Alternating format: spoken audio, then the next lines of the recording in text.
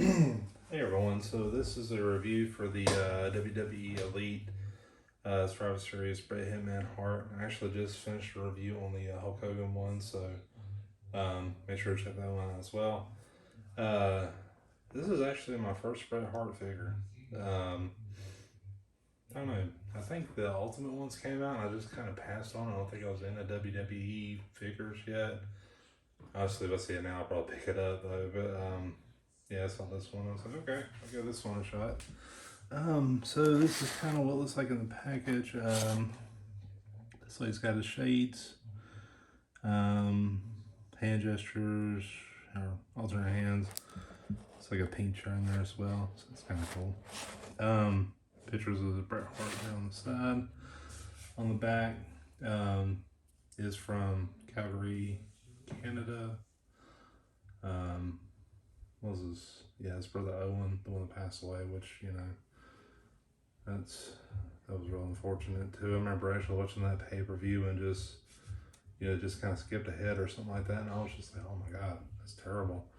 And here's other ones in the series too, and I've just got these two, and I just did a review on him, so make sure to check that out when that's posted. Here's the picture on the side. So what I'm gonna do is just crack this open and see what's inside. Alright guys, so I got everything out of the package.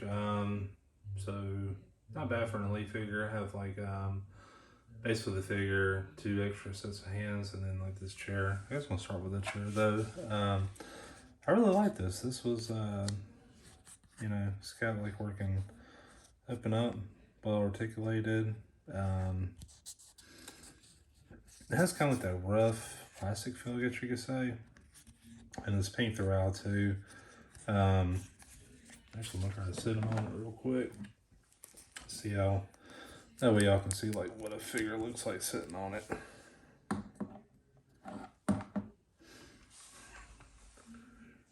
don't know, I suppose it's like you don't quite trust the seat or something like that, but yeah, that's good. It's like in the scale really well too. So yeah, it's always cool to get an extra piece of accessories. Next thing I'll go over is the other hands. See, these are like kind of grasping hands. So, pretty common with wrestling figures. I do like these, like the rocker hands, I guess they are.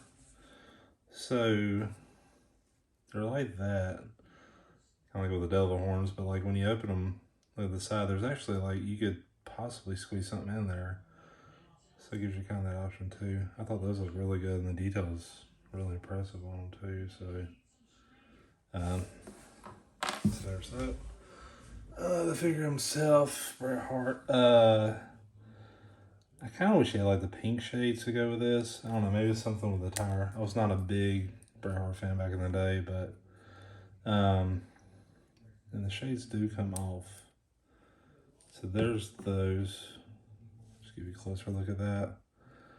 And they basically go slide into the back of his hair, kind of like the headband was for Hulk Hogan. And you can see it here.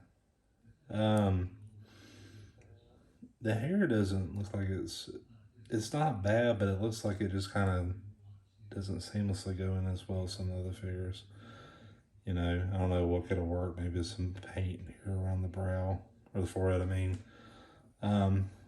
I think the face looks pretty good. I mean, it's got a lot of detail too. They've been using that, let me see real quick. That's what they call the True FX lifelike details. So basically using like a photo capture thing. I watched a video on it. It's pretty interesting. And for the most part, they look better, but yeah, sometimes it's not quite. But this one turned out pretty good. His face is awfully shinier than the rest of his body, so just fair warning on that. Honestly, his body, his face, and his arms kind of have a different, slightly different skin tone. Like his torso looks like a little lighter, maybe. It's hard to tell. You might not be able to see it in this photo, but like just looking at it in person too. Yeah. I mean, it's not bad or anything. It's just, you know, nitpicking stuff. His hair articulation is not good. Well, I mean, there's not a whole lot there you can do because he has his hair kind of blocking the back. So, like, whenever you pull it back, it's all one piece. So, and it's pretty solid too. So, I kind of articulates that. But, you know, just to let you know. I mean, it moves around really good. So, you got that to look forward to. Articulation's really good here. I mean, the elbow pads and knee pads are great, but like, same issue as seen with Hogan was like, it just kind of the paint falls, you know, like it's in the forearm, they paint the wrist, and then, you know, hand, and it looks a little jarring. I mean, it's not bad, but it's just like, you know, like a little piece of, like they use with the elbow pad for a wristband or something like that would have, I think would have really helped that transition. Let's see if I can slide this down a little bit, show you the elbow, or at least one of them.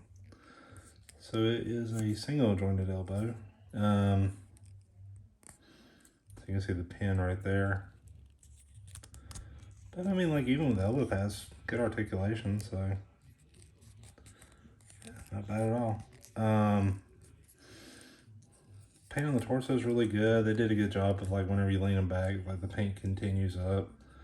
So it's not as, you know, it doesn't quite center with it though, like, because this looks a little off to the left. Overall, looks kind of off to the left a little bit.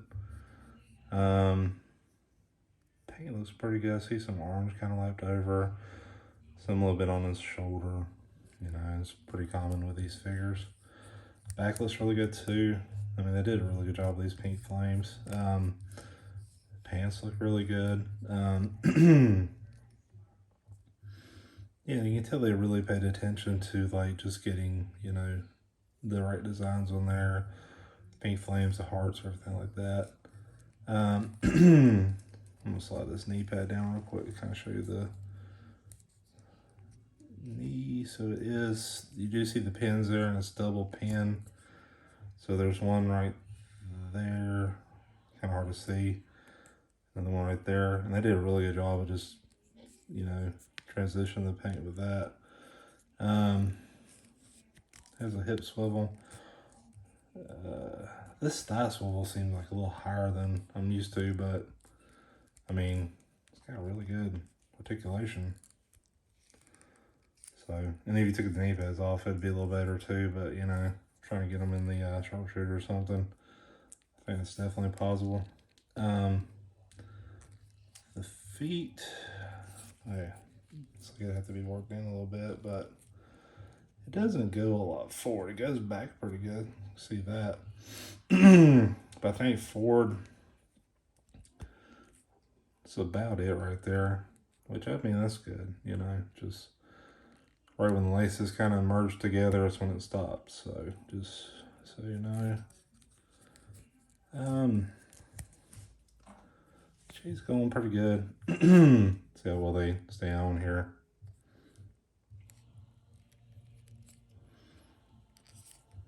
So, yeah. I wish I had the ultimate one to kind of compare. I see some pink paint right here, but not bad. I don't know. I don't know. But, yeah, it's a good looking figure, you know. $20 figure, so I really like to have the ultimate one to compare it, you know, just to see how much better it is. Like, the more I try to review the Hogan figure and then looked at the Hollywood Hogan figure, which is an ultimate figure, the more I noticed it. Hey, the sunglasses stayed on too when he fell over, so, and they're really good. Like, this is the same thing as like the bandana that goes with like the Hollywood, well, I'm sorry. I've got the NWO Nash and Scott Hall, and those tend to fall out a little easier than that, so maybe it just needs to be worked in, but hopefully it stays in real good like it just did. Yeah, overall I'm really pleased with this. I think this is a good solid figure. A really good price. Very hard too. So I mean, the ultimate one, I think it's, well, it was 30, but I guess now it's probably closer to 40 or 50. I don't know. I haven't really looked for it, but maybe something I'll do later on. Anyway, thanks for watching.